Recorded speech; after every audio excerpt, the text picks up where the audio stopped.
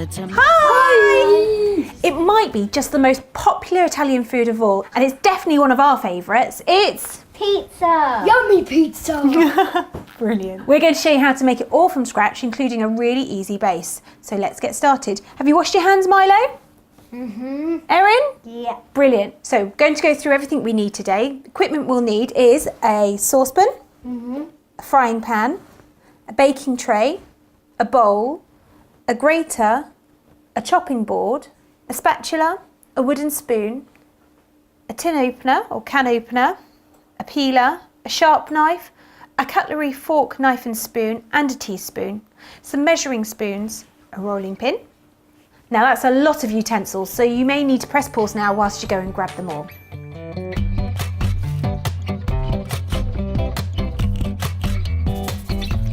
The ingredients you'll need are self-raising flour, wholemeal flour, black pepper, balsamic vinegar, sunflower oil, basil, red pepper, mushrooms, red onion, garlic, courgette and carrot, cheddar cheese, natural yoghurt, sweet corn, a tin of tomatoes and a little bit of chilli powder too. We're using reduced fat cheese, healthier than using the full fat. Again, that's a lot of ingredients, so do press pause whilst you go and find them all.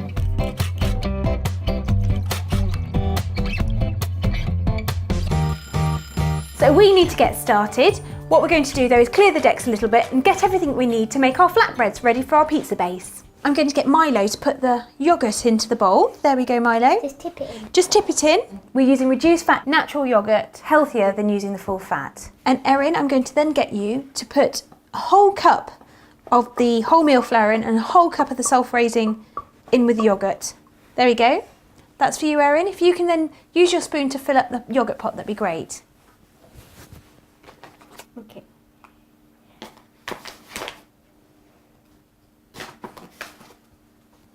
There we go, it's about 5 spoonfuls there. There we go, tip that one in and then we can add the self-raising. Can you do the same with the self-raising flour for me? And Milo, I think we need a twist of pepper just to give it a bit of extra flavour. What do you reckon? Can you do that for me? Brilliant. There we go. You can see the black falling into it, can't you? That's about right. It's about 5 or 6 twists. Should be the right amount. There we go, Erin. Pop it down. Do you want to use that spoon just to get what you've got in there? Milo, you can start mixing. I'll hold the bowl. It's quite good to have an adult just to keep things a little bit steady. Yeah, not a bee. Oh, well done. You're getting all those sticky bits where the yoghurt and the flour has stuck together in the pot. Mix it up. That's it. There we go. Thanks, Erin. That's great. Get going. Now that's coming together really well.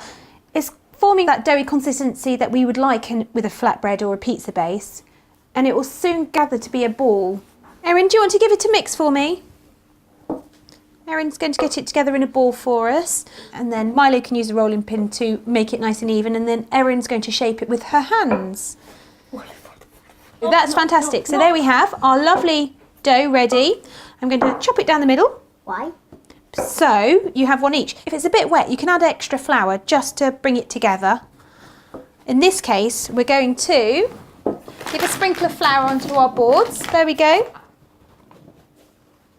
Milo, can you sprinkle some on the board too? Use that spoon and just give it a light dusting. You don't need too much. Now sprinkle it over the board so you've got a nice covering. Let's put that to the side. Erin, I'm going to give you this dough. There we go, dough. Well done, Milo. I'm going to roll it Fab. with a rolling pin. And then you can, that's a really good tip actually, because if you cover your rolling pin in the flour, that allows the rolling pin to not get sticky on the dough, just in case. So well done, Milo. There we go, so there's yours. Let's put that underneath. So now that they have their dough on their board, what we're going to do is, Milo, can you pull it apart and make 2 pieces for me?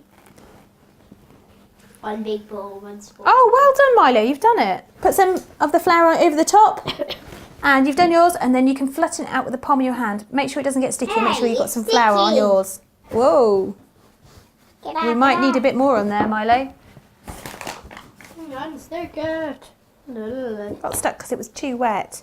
Just a bit too wet with that yoghurt on Milo's part. It was a little bit softer. So there we go, Milo. Try it again. That should work really well for you now. Let's get that excess off. Flour hands. Got flour hands. Don't press my too hard. Do it quite gently and then get it nice and...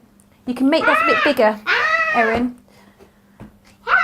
Then you've got yourself a bigger pizza, haven't you? Yeah. That looks lovely, Milo. Let's do the next bit. Here we go.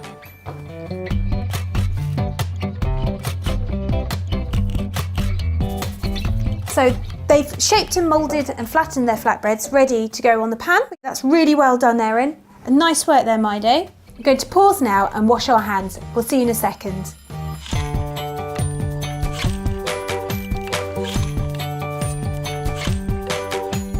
So we're going to cook off these flatbreads right now. We're going to take the board over. There we go. Watch me, guys, and see what we've got to do. We're going to heat up the pan. When you're using the hob, always have an adult nearby to help you cook. Going to give it a minute just to warm up. Lift the dough, and then we're going to pop it into the pan. Without any oil, it's really simple. And let it just start to heat. It starts to actually brown underneath, and you'll see it start to actually rise a little bit. So the flatbread's actually starting to bubble, which is exactly what we wanted to do. It gives it a little bit of air inside and makes it a little bit lighter. We're going to flip it over now. It's been done for about a minute to 2 minutes. And it's lovely and toasted on one side. We're going to wait for the other side to now do exactly the same. Whilst we're actually cooking these flatbreads off, why don't you press pause and you can cook yours too. We'll see you in a minute.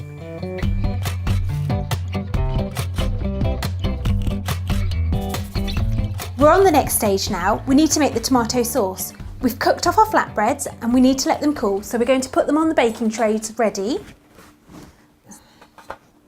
There we go. So leave them to the side and we can come back to that later. We've washed all our veg.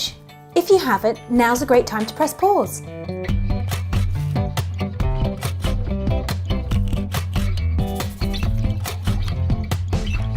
Milo, we're going to chop off the end of the carrot just to make it easy when you're starting to grate. We need to peel it as well, so if you can hold the top of the carrot for me and use the peeler in that hand. Well done, Milo, that's fantastic. Erin, I'm going to get you to chop up the pepper for me. We're going to make it into slices, but first of all, really important, take off the bottom so we don't let it rock and roll everywhere. So let's chop off the bottom and it makes it nice and secure, ready to take the core out. We're going to do it like this. If you can hold it, Erin,